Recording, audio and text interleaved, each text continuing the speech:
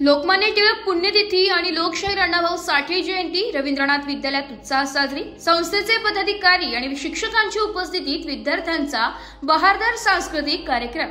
रवींद्रनाथ विद्यालयात लोकमान्य बाळ गंगाधर टिळक यांची पुण्यतिथी आणि लोकशाहीर अण्णाभाऊ साठे यांची जयंती उत्साहात व साज शृंगाराने साजरी करण्यात आली। या कार्यक्रमाचे अध्यक्षस्थान शाळेच्या मुख्याध्यापिका डॉक्टर सौ वर्षा देशमुख यांनी भूषवले।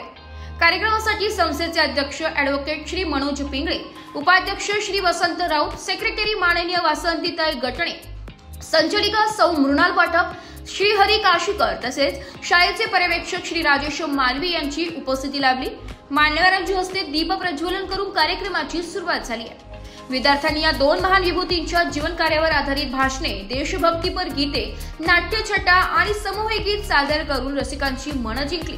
त्यांच्या सादरीकरणात राष्ट्रप्रेम, समाजहिताची जाण आणि संघर्षमय प्रेरणा यांचा प्रभावी संगम पाहायला मिळाला। मुख्याध्यापिका डॉक्टर सौ वर्षा देशमुख मॅडम यांनी विद्यार्थ्यांना मार्गदर्शन करताना टिळकांच्या स्वराज्य हा माझा जन्मसिद्ध हक्क आहे या घोषणेच्या महत्त्वावर प्रकाश टाकला।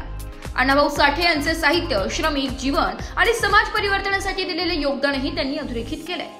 कार्यक्रमाची तयारी शिक्षक व विद्यार्थ्यांनी उत्तमरित्या पार पाडली।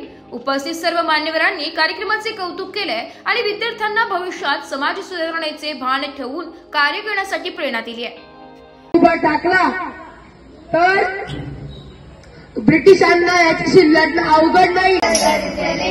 लोकमान्य टिळक नगी सिंहनाद गर्जले, वंदनीय जाहले, वंदनीय जाहले।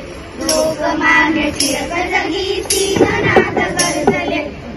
My dear friends, my name is Sanjay Marathe. Today I am going to speak a few words about Lokmanya Tilak. He was a great freedom fighter. He was also called Bal Gangadhar Tilak. He was born on. और लोकमान्य टिळकांविषयी एक छोटीशी एकांकिका सादर करीत आहे। स्वराज्य हा माझा जन्मसिद्ध हक्क आहे आणि तो मी मिळवणारच।